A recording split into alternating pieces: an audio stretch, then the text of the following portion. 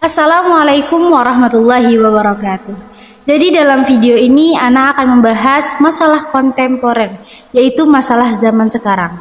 Hampir seluruh permasalahan kontemporer ini tentang pembatal puasa. Mungkin banyak kita yang meragukan bahwasanya puasa itu membatalkan, akan tetapi itu tidak membatalkan. Berkaitan dengan pembatal itu adalah masuknya benda atau ain ke dalam tubuh yaitu jauf melalui rongga yang terbuka yaitu al-manfadh al-maftuh. Sehingga kita perlu memahami apa tentang makna dan kriteria masing-masing istilah ini. Yang pertama adalah ain.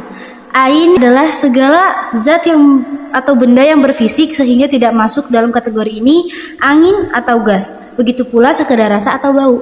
Dan kriteria yang kedua adalah jauf, yaitu bagian dalam tubuh yang memproses makanan dan obat seperti lambung, atau yang hanya yang memproses obat seperti otak, atau yang tidak memproses keduanya seperti bagian dalam telinga. Dan yang ketiga adalah al-manfadh al-maftuh, yaitu lubang terbuka pada tubuh yang mencakup pada mulut. Dan ada dalil yang mengatakan bahwasanya baligh fil istinsyaq illa an takuna shaima, yang berarti dan berlebihanlah dalam beristinsya kecuali engkau dalam keadaan berpuasa. Hadis riwayat Abu Daud. Dan al-manfadh al-maftuh yang kedua adalah hidung, yang ketiga telinga, yang keempat lubang dubur, dan yang kelima adalah farji, kemaluan. Maka tidak termasuk al-manfadh al-maftuh untuk mata.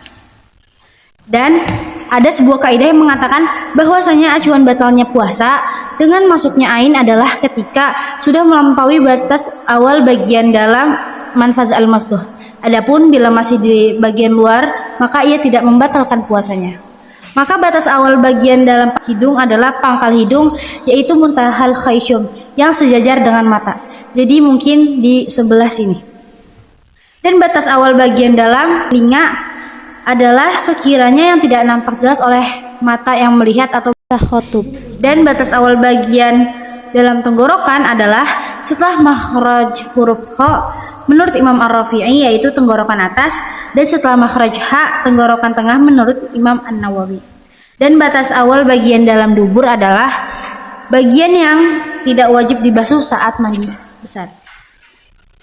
Nah, di sini ada beberapa masalah kontemporer yang masih kita bingungkan apa itu membatalkan atau tidak membatalkan. Yuk kita bahas. Yang membatalkan tanpa ada khilaf atau perincian, dan juga ada yang tidak membatalkan tanpa ada khilaf atau perincian. Dan maksud tanpa ada khilaf atau perincian di sini antara ulama Syafi'iyah saja ya. Dan ada yang terdapat khilaf atau perincian akan hukumnya. Sekarang kita akan membahas yang membatalkan tanpa ada khilaf atau perincian di dalamnya. Mungkin ada di antara kita yang menganggap bahwa rokok itu tidak membatalkan. Padahal rokok itu menurut Imam Syafi'iyah, rokok dan vape itu bisa membatalkan puasa karena asap rokok itu mengandung ain yang tidak terlihat oleh mata. Namun bekas dari asap tersebut akan terlihat pada pipa atau kayu yang digunakan untuk menghisap rokok atau tembakau. Adapun perokok pasif atau orang yang menghirup asap rokok dari orang lain, maka puasanya tidak batal karena hanya bau yang tercium oleh hidung tanpa ada ain yang masuk ke dalam al-manfadh al-maftuh. Maka dalam puasa ini menjadi sarana bagi orang yang bertekad untuk berhenti merokok. Yang membatalkan kedua adalah Ventolin inhaler. Ventolin inhaler adalah obat yang digunakan dengan cara dihirup oleh penderita asma ketika sakitnya sedang kambuh. Para ulama Syafi'iyah mengatakan bahwa saat seorang menghirup Ventolin tersebut, di sana ada uap cair yang masuk ke dalam tenggorokan sehingga membatalkan puasa dari sisi ini. Dan yang membatalkan yang ketiga adalah enema. Enema adalah prosedur untuk memasukkan cairan ke dalam kolon melalui anus untuk tujuan medis tertentu seperti melancarkan buang air besar. Enema membatalkan puasa karena tergolong ain yang masuk melalui anus yang merupakan rongga terbuka. Dan yang membatalkan yang keempat adalah keteter urin. Keteter urin adalah alat yang dimasukkan ke dalam saluran kencing agar penggunanya bisa kencing dan membuang urin dengan normal. Alat ini membatalkan puasa karena tergolong ain yang masuk melalui lubang kemaluan laki-laki. Dan yang membatalkan yang kelima adalah suppositoria. Suppositoria adalah obat yang berbentuk kapsul seperti peluru yang dimasukkan ke dalam anus atau vagina. Obat ini membatalkan puasa karena dimasukkan melalui lubang terbuka dalam tubuh yaitu farji. Dan yang membatalkan yang keenam adalah gastroskopi. Gastroskopi adalah prosedur untuk memeriksa kondisi kerongkongan, perut, dan bagian awal usus 12 jari. Hal ini membatalkan puasa karena tergolong ain yang masuk melalui al-manfadh al-maftuh. Dan yang membatalkan yang terakhir yang kita masih bingung adalah swab nasofaring. Swab nasofaring adalah pengambilan spesimen dari mukosa tenggorokan, saluran napas, bagian belakang hidung, dan tenggorokan. Swab jenis ini membatalkan puasa karena alat untuk mengambil spesimen masuk hingga melebihi bagian pangkal dalam hidung, yaitu muntahal khayshum. Nah, sekarang kita akan membahas masalah-masalah yang masih kita sering kira itu membatalkan, padahal itu tidak membatalkan tanpa ada khilaf menurut Imam Syafi'iyah. Yang pertama adalah berbekam. Berbekam ketika siang hari itu tidak membatalkan puasa. Berdasarkan riwayat dari Ibnu Abbas radhiyallahu an bahwasanya Nabi Shallallahu alaihi wasallam pernah berbekam dalam keadaan puasa. Adapun hadis riwayat dari Abu Hurairah yang mengatakan bahwasanya telah berbuka atau batal puasanya orang yang berbekam dan yang dibekam. Maka hukum hadis ini telah terhapus atau termansuh dengan riwayat dari Ibnu Abbas sebelumnya. Namun hendaknya seorang menghindari berbekam di siang hari, selain agar badannya tidak lemas, juga untuk keluar dari khilaf yang mengatakan bahwasanya berbekam itu membatalkan puasa, yaitu Imam Ahmad. Dan yang tidak membatalkan yang kedua adalah donor darah. Donor darah tidak membatalkan puasa sebagaimana bekam, walaupun dilakukan dengan proses injeksi di bagian tangan. Namun tidak ada benda yang masuk ke anggota tubuh bagian dalam melalui rongga terbuka. Donor darah tidak lebih merupakan proses melukai tubuh yang tidak berpengaruh ke absahan puasa, seperti halnya melukai tubuh dengan jarum, pisau, dan lain-lainnya. Dan yang tidak membatalkan yang ketiga adalah obat yang masuk melalui pori-pori. Obat-obatan atau kosmetik yang masuk melalui pori-pori kulit tidak membatalkan puasa, karena zat dalam obat tersebut tidak masuk melalui rongga terbuka pada tubuh, yaitu al-manfadh al-maftuh. Dan yang tidak membatalkan yang keempat adalah fixed inhaler.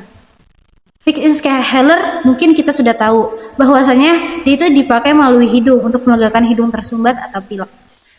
Inhaler jenis ini tidak membatalkan puasa karena yang masuk hanyalah aroma atau bau, tetapi bukan merupakan ain. Dan yang tidak membatalkan yang kelima adalah mencium parfum. Mencium parfum atau wangian lainnya tidak membatalkan puasa, karena yang masuk melalui hidung bukanlah ain, melainkan hanya sekedar bau. Dan yang tidak membatalkan yang keenam adalah memakai celak. Memakai celak tidak membatalkan puasa, meskipun seseorang mendapati rasanya di tenggorokan, sebab tidak ada rongga terbuka pada mata sebagaimana sudah dijelaskan sebelumnya. Dan yang tidak membatalkan yang ketujuh adalah memasukkan katup dubur bagi penderita wasir. Penderita ambeien atau wasir yang terpaksa harus memasukkan jari untuk mendorong katup atau benjolan tersebut ke dalam dubur tidak membatalkan puasa, karena hal ini dilakukan karena terpaksa dan adanya darurat. Berbeda dengan seorang yang buang air besar, kemudian memasukkan jarinya ke dalam dubur saat istinja, maka ini yang membatalkan puasa menurut ulama Syafi'iyah. Dan yang terdapat khilaf atau perincian terkait hukumnya, yang pertama adalah tetes telinga dan katembar. Pendapat pertama yang mu'tamad dalam mazhab Imam Syafi'i yaitu membatalkan puasa, karena tetesan obat tersebut masuk melalui al-manfadh al-maftuh. Dan pendapat kedua, ikhtiar Imam Al-Ghazali, tidak membatalkan puasa, karena telinga bukan termasuk al-manfadh al-maftuh. Dan yang terdapat khilaf yang kedua adalah tetes mata. Pendapat pertama yang mu'tamad dalam mazhab Imam Syafi'i tidak membatalkan puasa, karena mata tidak termasuk dari bagian al-manfadh al-maftuh dalam pendapat yang rajih. Dan pendapat kedua membatalkan puasa, sebagaimana ulama kontemporer menganggap bahwa mata memiliki rongga terbuka menuju jauh sehingga masuknya tetesan obat membatalkan puasa. Dikatakan bahwa lubang ini sangatlah kecil dan tidak terlihat secara kasat mata seperti pori-pori pada kulit. Dan yang terdapat khilaf yang ketiga adalah injeksi, vaksin, dan infus. Pendapat pertama yang mu'tamad dalam mazhab Imam Syafi'i tidak membatalkan puasa secara mutlak, baik injeksi untuk nutrisi seperti infus atau injeksi pengobatan seperti vaksin, karena obat tersebut tidak masuk melalui rongga terbuka. Akan tetapi ada pendapat kedua yang mengatakan bahwa membatalkan puasa secara mutlak yaitu kebalikan dari pendapat yang pertama tadi. Dan ada pendapat ketiga yang mengatakan bahwasanya ada perincian, bila suntikan tersebut untuk nutrisi seperti infus maka membatalkan puasa, dan jika suntikan tersebut non nutrisi maka tidak membatalkan kecuali bila melalui pembuluh darah. Dan yang terdapat khilaf yang keempat adalah cuci darah. Pendapat pertama yang mu'tamad dalam mazhab Syafi'i adalah tidak membatalkan puasa, sebagaimana alasan yang disebutkan pada permasalahan jarum suntik, yakni ain yang masuk ke dalam tubuh tidak melalui al-manfaz al-maftuh. Dan pendapat yang kedua membatalkan puasa karena umumnya pasien akan mendapatkan cairan glukosa yang dimasukkan pada tubuhnya.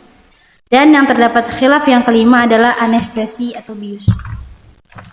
Bius melalui injeksi atau suntikan hukumnya kembali ke permasalahan yang sebelumnya, yaitu permasalahan jarum suntik yang sudah berlalu. Adapun bila berdasarkan pendapat yang mu'tamad yaitu tidak membatalkan, maka kita lihat apabila biusnya bius lokal, yakni hanya menghilangkan kesadaran pada bagian tertentu saja, maka tidak membatalkan. Dan apabila biusnya bius total, yakni hingga hilang kesadaran secara penuh, maka ada dua keadaan. Bila pingsanan terjadi sepanjang hari dari subuh hingga maghrib, maka membatalkan puasa. Dan bila hanya terjadi sebentar saja pingsannya, tidak sampai sepenuh hari, maka tidak membatalkan puasa. Dan ada juga bius yang melalui hidung dengan semacam gas inhalasi. Maka dilihat, apabila hanya sekedar bau sebagaimana fixed inhaler, maka tidak membatalkan puasa. Dan apabila berupa gas yang membawa cairan, maka ini membatalkan puasa. Dan yang terdapat khilaf yang keenam adalah nitrogliserin. Nitrogliserin adalah obat untuk mencegah dan meredakan angina pectoris pada penderita penyakit jantung. Pengguna obat ini dengan meletakkan kapsul di bawah lidah. Obat ini membatalkan puasa apabila ada zat yang masuk bersama air liur. Dan yang terdapat khilaf yang terakhir adalah pasta gigi. Memakai pasta gigi tidak membatalkan puasa selama tidak ada zat yang masuk ke dalam tenggorokan dan tidak terasa di tenggorokan. Namun hendaknya menghindari hal ini selama puasa sebagaimana bentuk kehati-hatian. Adapun bersiwak tanpa pasta gigi hukumnya makruh bila dilakukan setelah tergelincirnya matahari. Oleh karena itu, kita harus bisa membedakan dari sekarang mana yang membatalkan dan mana yang tidak membatalkan. Mungkin cukup sekian dari saya. Bila ada kata-kata yang salah atau pendapat yang salah, mohon dimaafkan. Sekian dari saya. Wassalamualaikum warahmatullahi wabarakatuh.